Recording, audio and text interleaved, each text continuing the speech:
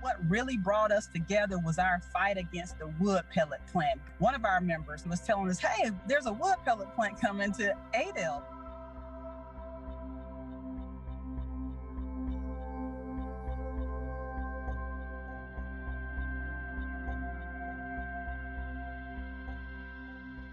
But because she had no knowledge about the impact of a wood pellet plant on our community, on our health, on our safety, on the environment, she was excited just like the rest of the people who decided that was a cool thing.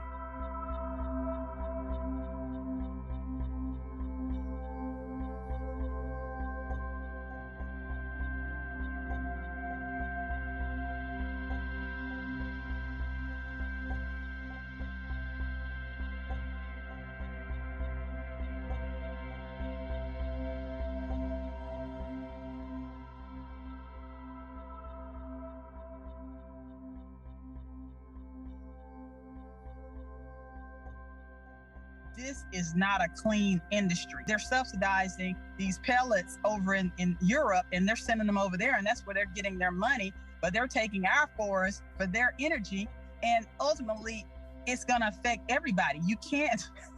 People think you can do these things in isolation, commit these assaults on the environment in isolation, but it's going to affect everybody.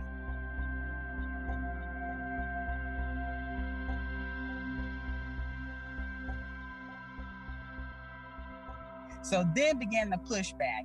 I reached out to some of my environmental friends that are here in our area. They connected me with the Dogwood Alliance. We were able to comment on the draft permit and actually show up in our city council meeting and push back on the annexing of property into the city and then zoning it heavy industry.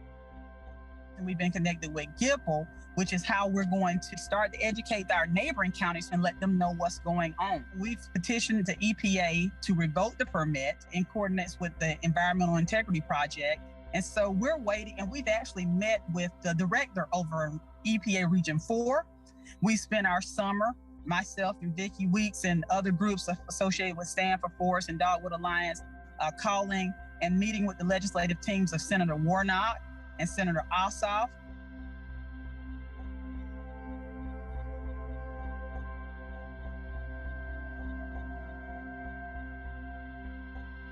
What has come out of it is another win, because the Inspector General for the EPA has spoken out and said that they need to have some oversight on the permitting practices of the states. So that's a win. So we're getting closer. We're going to keep fighting.